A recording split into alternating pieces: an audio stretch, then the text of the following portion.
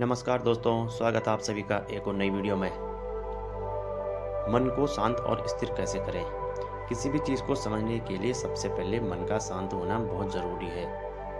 फिर काम पर ध्यान देना चाहिए, क्योंकि हम मन से ही प्रश्न खोज लेते हैं और मन में ही जवाब देकर बैठ जाते हैं। भगवान श्री कृष्ण ने मन को शांत रखने के लिए दो चीज़ें बताई हैं।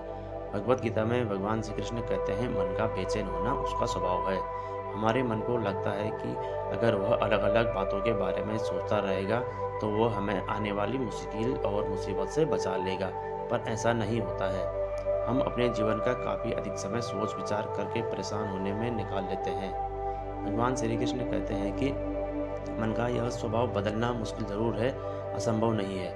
अच्छा, अब आप एक बात बताइए, क्या आप कौवे को कह सकते हैं कि वो काँव काँव की आवाज़ ना करे, या फिर मेंढक को कह सकते हैं कि वो पानी देखते ही उछाल न मारे? हमारे मन का भी कुछ ऐसा ही हाल है। जीवन में कुछ भी होता है, अच्छा या बुरा, हमारा मन उस पर काँव काँव करने लगता है।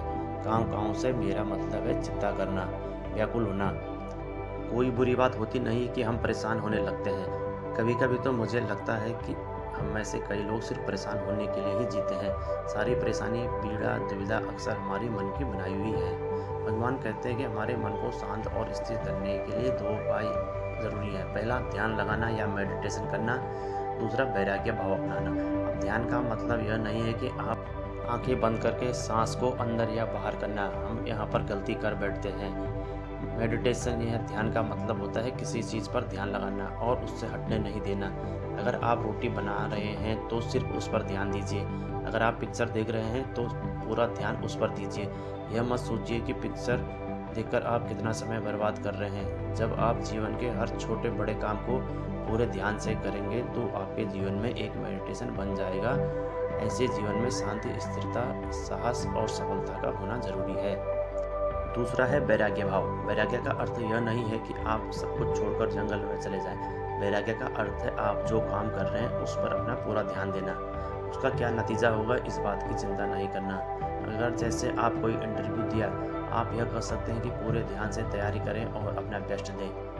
नौकरी मिलना या ना मिलना आपके हाथ में नहीं है। इस नतीजे के पीछे अलग अलग चीज़ें हैं जो आपके बिल्कुल कंट्रोल में नहीं है। तो जिस चीज़ के बारे में आप कुछ कर नहीं सकते उसके बारे में सोचना नहीं चाहिए। यही वैराग्य भाव का सच्चा मतलब है, और यही है भगवान श्री कृष्ण का दूसरा उपाय। तो दोस्तों, उम्मीद है आपको कहानी पसंद आई होगी। अगर कहानी पसंद आए तो कमेंट करके ज़रूर बताना। वीडियो को ज़्यादा शेयर कीजिए और चैनल को सब्सक्राइब कर दीजिए। तो मिलते हैं